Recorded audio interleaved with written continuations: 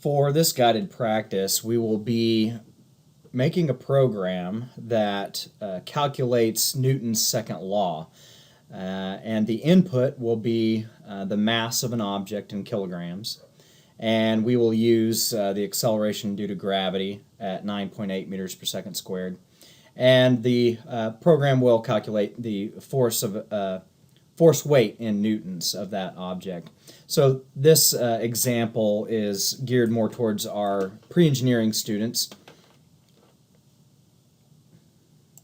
So we will start in the dev compiler, file, new project, and we'll be creating a console application. And I'm going to call this Newton's second law. And this is associated with Chapter 2, although you won't find this as one of the Chapter 2 practice assignments. The skills that we are practicing are from Chapter 2. And when you name your projects, I would recommend naming them in such a way that you'll know what your programs are. Your exams are OpenNote and Open Code. And so this first exam that you will be taking at OTC will be, this proctored exam will be open internet. So if you can have or give yourself access to your projects, then you can use them to help you with the hands-on portion of the exam.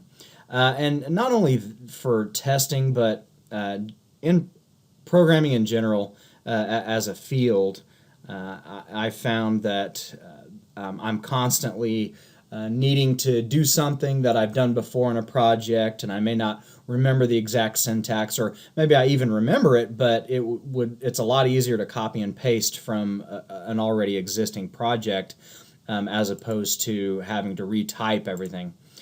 So in other words, story short, keep all of your projects and name them well, and I think you'll be better off for it. So I'm going to call this folder Newton's second law. Newton's.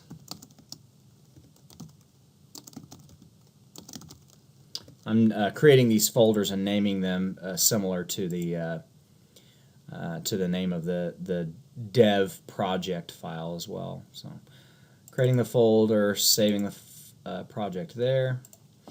And if you would get in a habit in your projects of putting your name and the date and the name of the project and then a brief description at the top. So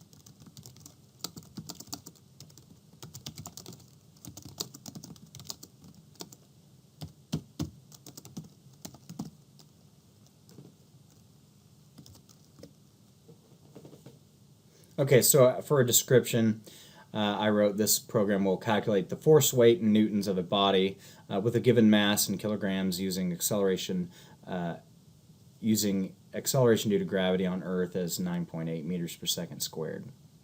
Okay, so those of you who are not pre-engineering students, this may be foreign to you, but the equation is just F equals ma.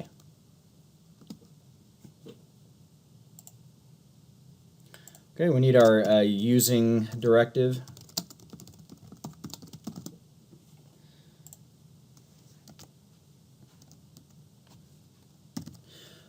And I'm going to declare my variables here. And if you haven't read through the Chapter 2 PowerPoint notes yet, then I encourage you to do so. What you should have learned in that PowerPoint set is that when we declare a variable, and the reason we need to declare a variable is the compiler, if you want it to keep track, or the program, if you want it to keep track of a piece of data, then you have to tell it to set aside an area in memory to store that data, and then you have to give it a name so that in your program, as you have something to refer to it by. So you also should have looked at the data types and picked up the data types from your reading in Chapter 2. So there's several different data types. There's integer, float, double. We're going to use the double data type, and the reason I'm using the double data type is that it allows fractions. Integer does not allow a decimal portion or a fractional portion.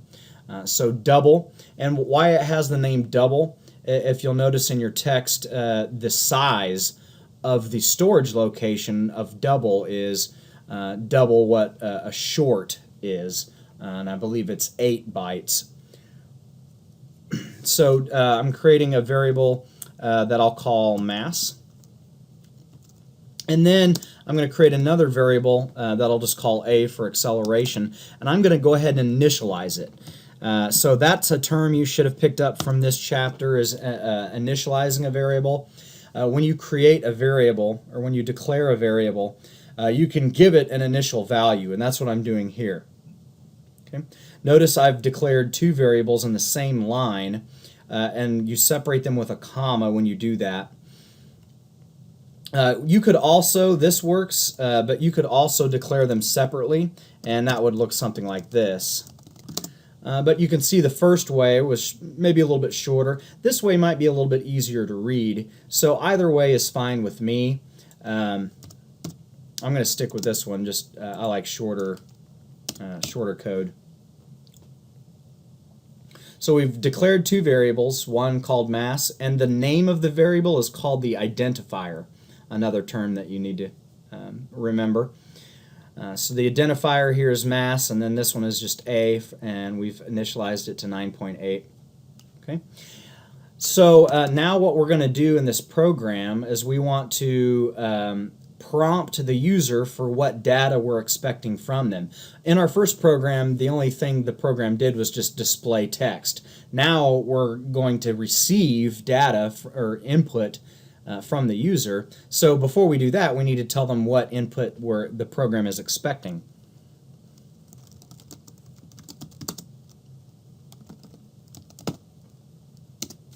Okay. Notice my comments here. I'm using single line comments.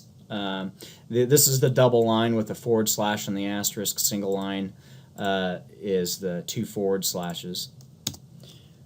Our cout statement will print to the console screen.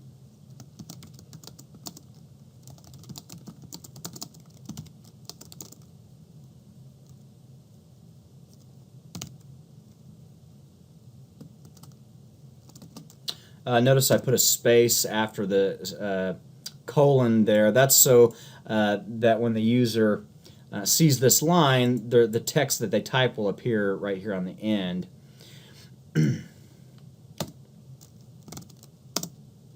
Okay, this next statement is the statement that reads data from the keyboard, and so this is new for us this week as well. And the name of this operator, notice it's looks like two greater than symbols. It's called the extraction operator. This is the insertion operator, inserting text to the console window. This is the extraction operator. We're extracting data from the keyboard. And I'm going to read that value into mass, into our variable. Okay. The only thing left to do is perform the calculation and then display the result to the user. And you can actually do that in a single line. In cout statements, you can have mathematical calculations. And I tend to do that if it will save me space.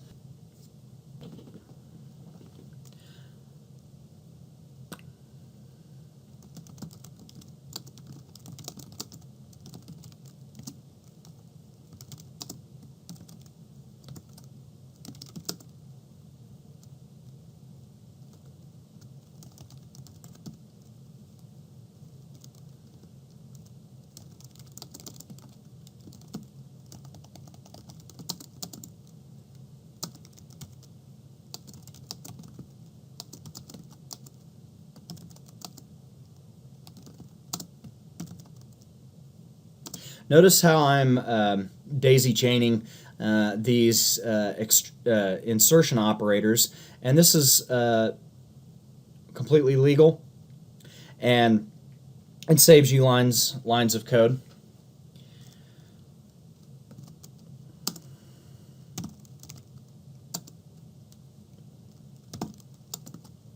Notice also I'm placing spaces in front of some of my text. That way the displaying the variable, and by the way, what I'm doing here is I'm actually recapitulating or displaying the mass. I'm showing the user what they displayed. So this is how you display the value that's in a variable. You just type that variable in as opposed to typing in double quotes some literal string. Now, if you do not put a semicolon at the end of a cout statement, you can carry it over to the next line without having to retype the word cout.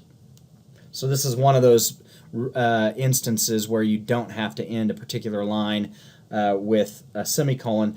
The way your compiler will read this is just like it's white space.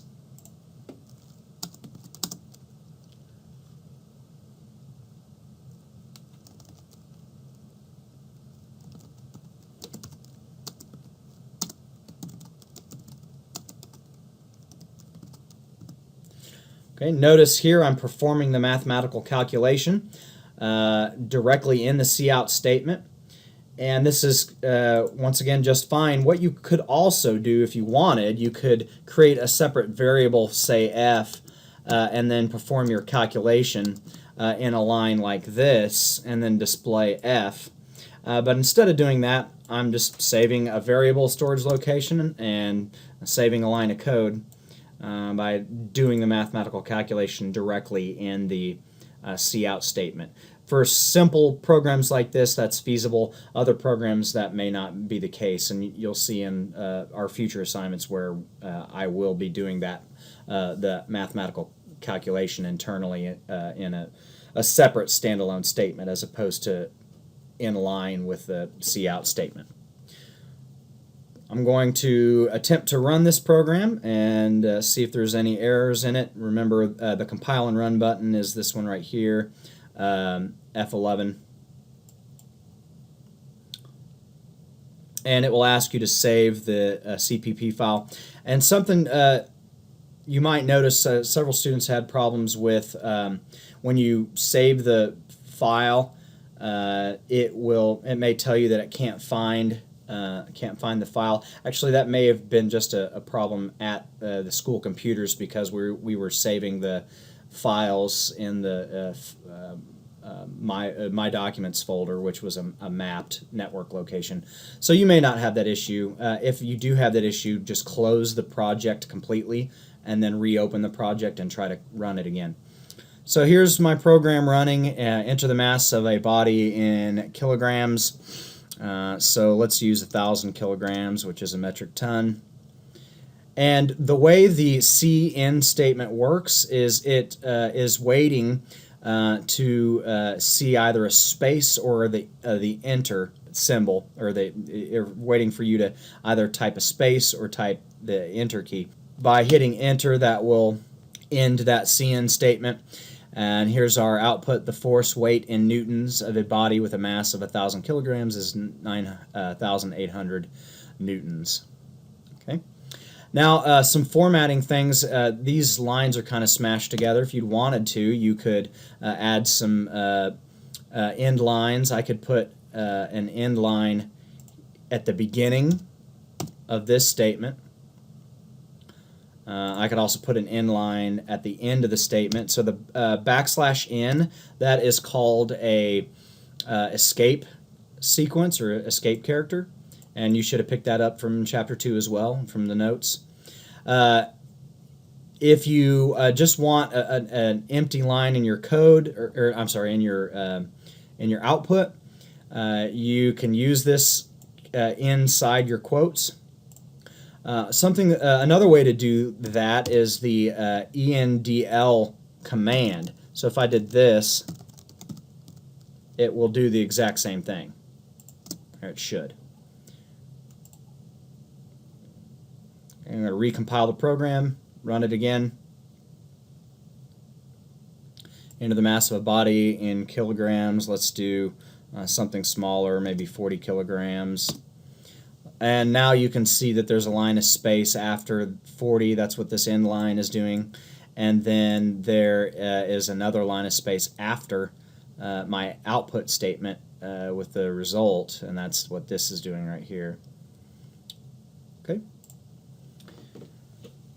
Once you've completed this, send this CPP file to me on Blackboard under the Newton's second law assignment link, which should be under assignments and week 2.